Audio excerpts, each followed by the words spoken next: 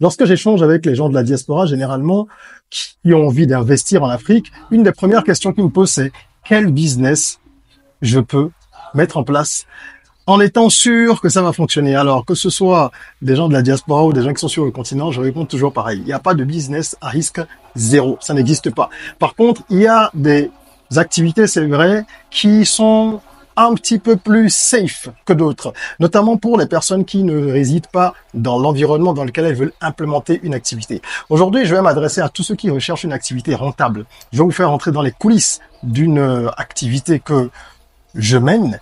Je vais vous expliquer comment on le fait et surtout quelle est cette activité-là qui est très intéressante pour vous, où que vous soyez, et surtout si vous êtes un membre de la diaspora, pourquoi est-ce que c'est intéressant d'investir dedans? Je pense que vous avez peut-être une idée déjà en voyant le décor dans lequel je suis, le cadre dans lequel je suis. Prenez de quoi noter, on en parle tout de suite.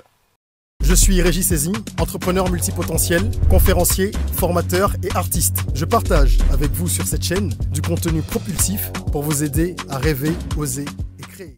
Hello les rocks, j'espère que vous êtes solides. Moi, je suis en parfaite forme et je suis plein de gratitude envers l'univers. Bienvenue si vous êtes là pour la première fois. Sur cette chaîne, on rêve, on ose, on crée, d'où notre mantra, soyons rock.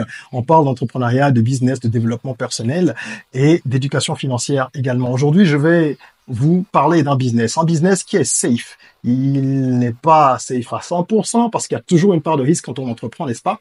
Vous savez que je suis quelqu'un de très honnête, mais c'est un business qui est beaucoup plus safe que d'autres. Et notamment ceux qui sont soit en Occident, soit dans un autre pays que le pays dans lequel ils veulent développer l'activité. Vous pouvez être au Congo et vouloir développer une activité en Côte d'Ivoire. Eh bien, dans ces cas-là, ça présente, lorsqu'il y a une distance entre le marché cible et votre lieu de résidence, ça présente une véritable opportunité. Nous allons parler de cette opportunité et vous allez comprendre pourquoi. Alors, je marque une petite pause pour vous informer que si vous recherchez justement des activités à mettre en place, des business adaptés au marché africain, tel que celui dont nous allons parler et beaucoup d'autres, vous pouvez retrouver 100 opportunités rentables et adaptées au contexte africain dans mon e-book 100 business rentables pour l'Afrique, le bien nommé, n'est-ce pas? Il vous suffit de cliquer sur le lien en commentaire et en 2-3 clics, vous obtiendrez les documents dans votre email. Il y a en plus de la description de chaque business une vidéo complémentaire pour chacune des idées présentées, ainsi qu'un template de business plan qui est offert. Donc voilà, il vous suffit de faire le nécessaire et de commander votre exemplaire, vous le recevez automatiquement dans votre boîte email. Alors aujourd'hui, je vais vous parler de quoi? Du business des appartements meublés. Vous en êtes douté un petit peu. Je suis actuellement sur un chantier entre guillemets, parce que le gros est fait, mais là, on est en train de travailler à l'aménagement et tout ce qui va avec. Donc, vous pouvez le voir bientôt en entier, complètement aménagé. Et globalement, ça, c'est pas un appartement pour moi-même, c'est un appartement pour un client. D'accord? Je ne vous amène pas souvent dans les coulisses de mes business. De temps en temps, on va le faire maintenant. De temps en temps. Je suis assez discret sur un certain nombre de choses. Je pense que on n'a pas besoin de tout révéler, mais c'est important aussi d'inspirer à travers certains exemples clés. Donc ça, c'est une activité que je mène depuis longtemps, c'est-à-dire que j'ai quelques appartements moi-même dans différentes capitales africaines, mais au-delà de ça, j'aide des personnes qui vivent en France, au Canada et sur le continent aussi dans d'autres régions à développer ce business-là, donc à installer. C'est l'installation de meublés. Pourquoi est-ce que les appartements meublés, ce qu'on appelle le business Airbnb, pourquoi est-ce que c'est un business qui fonctionne? Pourquoi c'est un business intéressant lorsque vous êtes loin? Parce que, premièrement, vous avez des aspects économiques intéressants. D'accord? Je vais vous donner quelques points clés. Le premier, c'est que vous pouvez investir des montants assez variables en fonction de votre budget. Que ce soit 5 millions, 4, 5 millions, 7 millions, 8 millions, tout dépend de votre budget. Et en fonction de ça, vous allez choisir la zone. Parce que si vous allez en zone 4 à Abidjan, c'est pas pareil que si vous allez à Angré, 7e ou 8e tranche. Le prix du loyer sera pas le même. Si vous êtes à Cotonou et que vous allez à Fidjrosset, ce sera pas pareil que si vous allez à Vodje. Donc, vous pouvez adapter déjà votre budget en fonction de ça. OK? Ensuite, au niveau de l'aménagement, il y a aussi de la flexibilité en fonction de votre budget. Les meubles que vous allez choisir, le type de meuble, le type de, je dirais pas de finition parce que c'est de la sous-location, n'est-ce pas? Généralement, vous prenez un appartement que vous allez sous-louer. OK? Mais il y a tout ce qui va être décoration, aménagement, tous les aspects esthétiques, aménagement intérieur. Là, c'est vraiment en fonction de votre budget aussi que vous allez le faire. Si vous avez assez de budget, vous allez mettre peut-être plus de tableaux, enfin plus, c'est pas le nombre qui compte, des tableaux qui sont d'un certain cachet ou certains masques, etc. Si vous n'avez pas beaucoup de budget, en étant ingénieux, vous pouvez quand même faire quelque chose d'assez sympa. Donc, vous avez une flexibilité au niveau de l'investissement qui est intéressante et qu'on ne retrouve pas dans tous les business. D'accord? Bien sûr, si vous le faites vous-même, vous n'avez que l'aménagement à gérer avec le loyer et tout ce qui va avec, hein, l'électricité et tout ça. Mais si vous passez par des prestataires de services tels que nous, qui faisons vraiment tout pour les clients, c'est-à-dire qu'on fait la recherche de sites, on va chercher le local, on va chercher déjà plusieurs appartements qu'on va mettre en compétition en fonction de plusieurs critères. On va choisir un local, on va faire les démarches avec le propriétaire pour que tout soit en règle. On va ensuite faire l'aménagement, on va faire les photos, on va mettre en ligne sur Airbnb et bien sûr, ce sera votre compte, c'est vous qui le gérez après. Mais si on doit faire tout ça, forcément, ça a un coût. Donc, si vous passez par des prestataires, ça va vous coûter un peu plus cher, il y aura les honoraires. D'accord? Mais même avec cette option, ça reste très intéressant. Pourquoi? Et là, j'en arrive au deuxième point. Avant de parler du deuxième point d'ailleurs, sur les aspects financiers, je vais finir.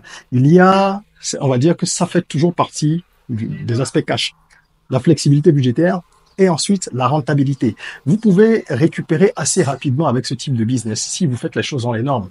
Hein, il y a un certain nombre de critères pour qu'un Airbnb, l'appartement meublé, fonctionne et ait du succès. On en reparlera dans une autre vidéo. Je vous donnerai quelques conseils sur la base de mon expérience. Mais ce qui est certain, c'est que si vous faites les choses convenablement, vous pouvez avoir un retour sur investissement assez rapide. Oui, assez rapide. C'est-à-dire qu'en quelques mois ou en un an, vous pouvez récupérer votre mise. Parfois un peu plus d'un an, parfois un peu moins. Avec un taux d'occupation de 80% environ. Ce qui est largement atteignable si vous faites les choses convenablement encore une fois. D'accord? Donc, on peut récupérer, disons, environ en un an. Sa mise, c'est très bon parce que derrière, après, on va commencer à faire entrer du cash. Ça va être du réel bénéfice au-delà du retour sur investissement. Donc ça, c'est vraiment la première catégorie d'avantages de ce business-là. Deuxième point qui est extrêmement important, c'est le pilotage à distance. Avec ce type de business, vous pouvez le piloter de partout. C'est un business qui n'est pas très complexe à gérer à distance. Il n'y a pas trop de risques. Lorsque vous êtes dans d'autres activités, les gens sur place, vos collaborateurs, en votre absence, peuvent être finalement ceux qui vont vous couler. Malheureusement, c'est ça. Même quand vous êtes sur place, c'est pas simple. Alors imaginez quand vous êtes loin. Si vous n'avez pas des systèmes de gestion qui sont optimisés avec un bon manuel de procédure et dans l'équipe au moins une ou deux personnes de confiance, ça va être très complexe. D'accord? Et vous allez perdre de l'argent assez facilement. Vous pourriez perdre de l'argent facilement lorsque vous n'êtes pas sur place pour certaines activités. Que ce soit des activités avec du stock ou même du service, c'est très difficile quand on est loin. J'ai vu beaucoup de choses. Des clients qui ont subi des revers avant de travailler avec nous, qui m'ont conté leurs déboires. Il y en a tout un tas. Alors que ici, vous êtes dans un business où vous pilotez tout depuis la plateforme Airbnb. OK? Est-ce que des gens, lorsque l'appartement n'est pas loué, des gens qui travaillent pour vous sur place pour le ménage et autres, pourraient faire des locations sur place à votre insu? C'est possible. Mais le risque est amoindri. Parce qu'ils savent qu'à tout moment, quelqu'un peut réserver en ligne. Et vous avez la possibilité de pouvoir suivre qui est là, combien de temps les gens sont restés, etc. Donc, il y a moins de migraines dans la gestion et on est moins parano, on se dit pas à toutes les secondes que quelqu'un va venir dans votre dos faire ceci ou faire cela. Donc là, comme je vous disais, on est en train d'aménager un appartement et je voulais partager un peu avec vous ces avantages-là. Il y a une troisième catégorie d'avantages, c'est que c'est un business qui tourne bien en raison du développement économique de l'Afrique. Dans de nombreuses capitales, le tourisme est en train d'exploser. Je prends le cas du Bénin avec Cotonou. Je prends le cas de la Côte d'Ivoire, évidemment, avec Abidjan. Là, je reste en Afrique subsaharienne, bien sûr. Il y a plein d'autres capitales en Afrique. Si vous allez à Nairobi, c'est tout le temps plein de monde. Ça va, ça vient, il y a beaucoup de flux. Donc, vous avez la capacité de mettre en place un business qui s'appuie sur un élément macroéconomique, quelque part, et de pouvoir générer de l'argent à partir de là. OK? Même dans des villes dont on parle un peu moins pour le moment, comme Lomé, vous n'avez pas idée du nombre de Airbnb qu'il y a d'appartements meublés qui fonctionnent. Et ce qui est intéressant, c'est que ce n'est pas forcément les étrangers qui viennent louer. Les locaux aussi louent beaucoup. Des personnes qui vivent sur place et qui, pour un week-end, parce qu'ils veulent passer du temps avec leur femme ou avec leur chérie, avec leur fiancé, peu importe, vont louer un appartement. Il y a même des gens seuls qui ont envie de faire une retraite, de s'éloigner un peu, de sortir du tumulte et de la routine pour prendre un peu de bon temps. Donc, vous avez la capacité d'avoir un panel de clients assez large. Voilà, je voulais partager ça avec vous. C'est un business très intéressant. Évidemment, il y a des risques aussi et tout se passe pas toujours très bien. Parfois, on est amené à faire face à des difficultés dans ce business-là, comme partout, mais